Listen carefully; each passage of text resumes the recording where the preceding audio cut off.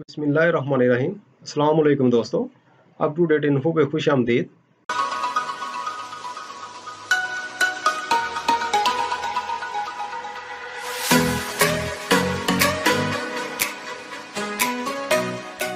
English की जो 10th की बुक है उनकी ट्रांसलेशन का सिलसिला जारी है।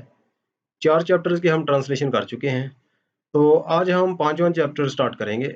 5वां चैप्टर है पोएम द रेन।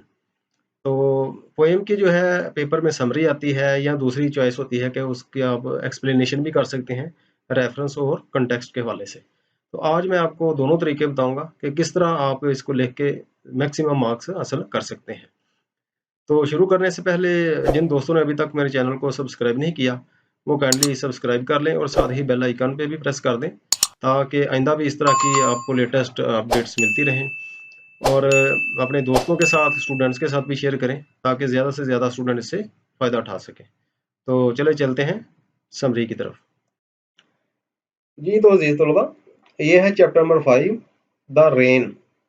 तो जैसा कि मैंने आपको बताया है कि मैं समरी जो है वो भी कराऊंगा आपको और एक्सप्लेनेशन भी कराऊंगा, क्योंकि पेपर में समरी भी आती है और दूसरी ऑप्शन होती है कि आप स्टैंजा की जो है ना एक्सप्लेनेशन करें रेफरेंस और कॉन्टेक्स्ट के हवाले के साथ।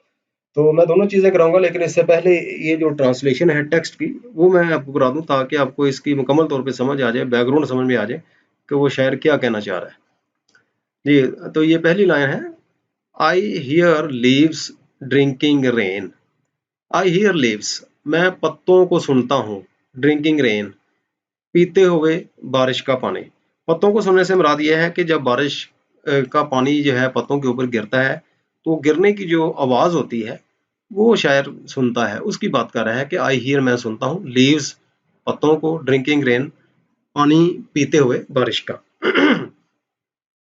नेक्स्ट है, I hear rich leaves on top.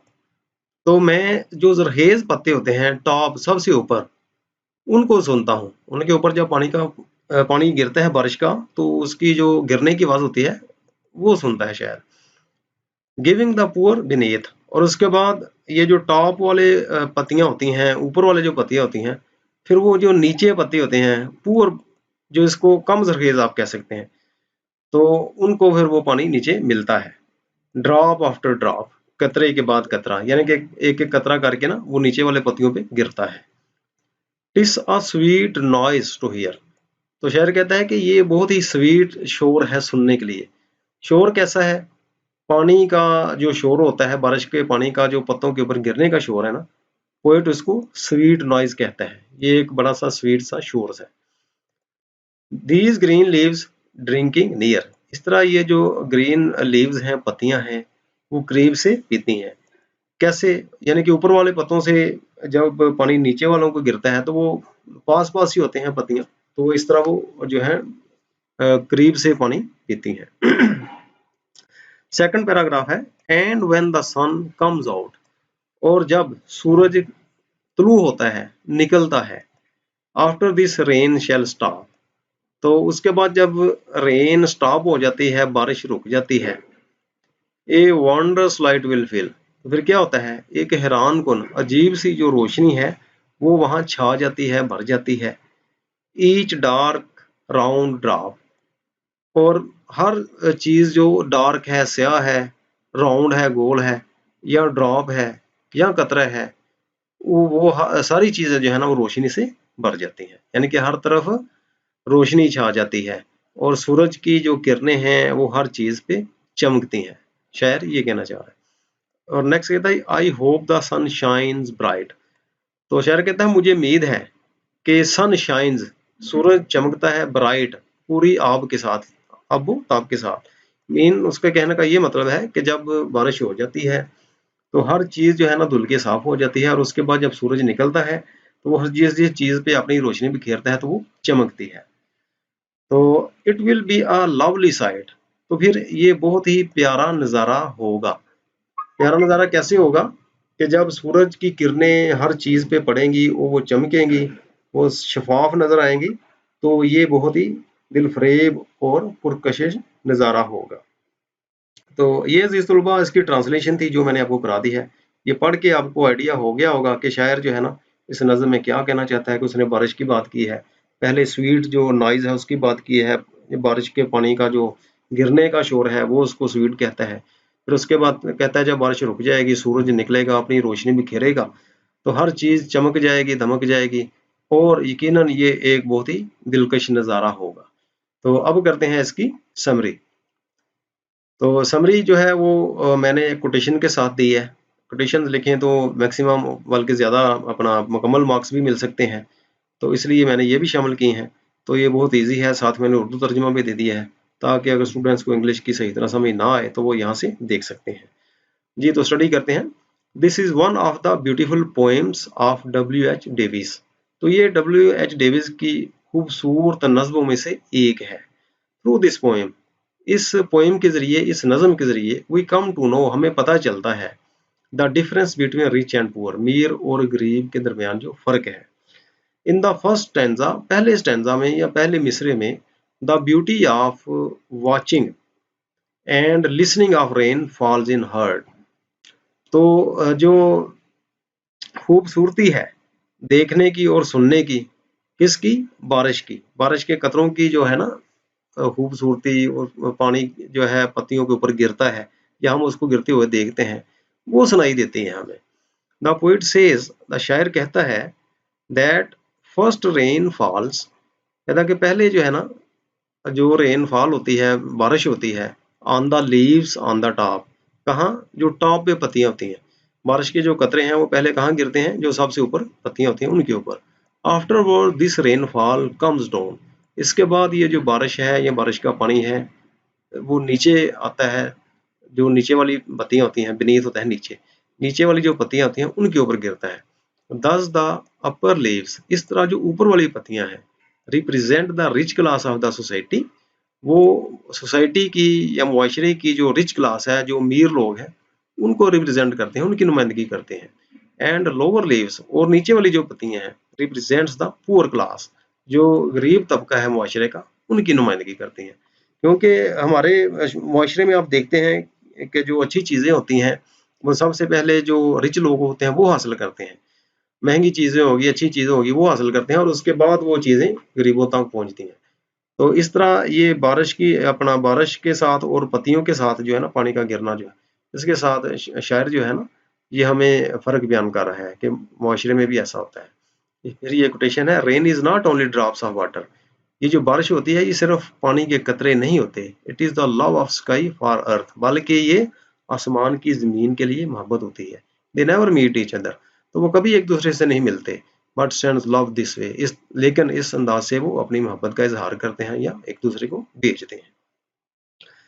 दूसरा पैराग्राफ है, इन द सेकंड स्टैंजा, दूसरे स्टैंजा में पैराग्राफ में या मिसरा में, the poet is of the view, शायर का ख्याल है, दैट व्हेन रेन एंड्स, कि जब बारिश खत्म हो जाती है, द सन कम्स आउट, सूरज फिर निकलता है, तुलू होता है, and shines equally through the darkness, और तरीकी में से पूरी अबूताब के साथ या बराबरी से, इक्वली होता है बराबरी से, हर चीज़ पे बराबरी से वो चमकता है।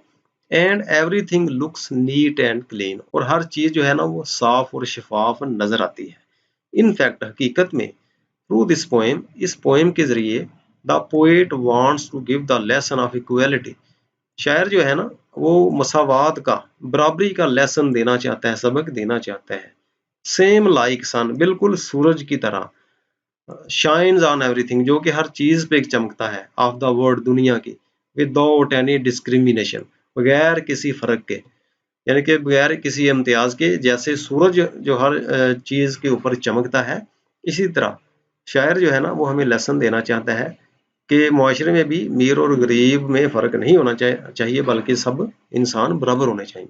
दस all the human beings of this world, इस तरह इस दुनिया के जितने भी इंसान हैं, शुड बी कंसिडर्ड इक्वल, उनको बराबर समझा जाना चाहिए, कंसिडर तस्लीम किया जाना चाहिए, समझा जाना चाहिए। And should be given equal rights, और बराबरी की सतह पे हकूक दिए जाने चाहिए। तो आखिरी जो है ये फिर क्वेश्चन है, nature looks more beautiful in the rain, तो जब रेन होती है, बारिश होती है, तो इसमें फितरत और भी खूबसूरत नजर आती है। तो ये अजीज तलबा इसकी समरी है, ये मुख्तसर भी है और कम्प्रीहेंसिव भी है, जामिया भी है। तो आप इसको अच्छी तरह याद करें ताकि आपके मुकम्मल मार्क्स आ जाएं। और दूसरा जो मेथड है वो पेपर में आता है रेफरेंस और कंटेक्स्ट, यानी कि एक पैराग्राफ दिया होता है उसको आपने एक्सप्लेन करना होता है। तो ये बहुत ईजी होता है, समरी की निस्बत आपको कम याद करना पड़ता है, लेकिन इसको थोड़ा सा जो है ना समझना पड़ता है कि इसमें 2-3 चीजें होती हैं। तो पहले तो इसका रेफरेंस देना होता है, आपने ऐसे लिखना है रेफरेंस। तो रेफरेंस में लिखना है जी, these lines have been taken from the poem the rain written by W.H. Davies, यानी कि ये वाली जो लाइन है ऊपर, ये लाइन की बात हो रही है, इसको हवाला भी कहते हैं।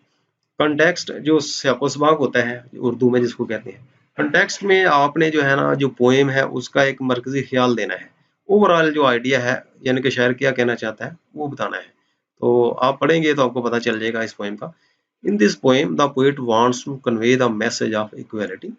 तो इस नज़म में जो शायर है बराबरी का जो मैसेज है वो कन्वे करना चाहता है, पहुंचाना चाहता है।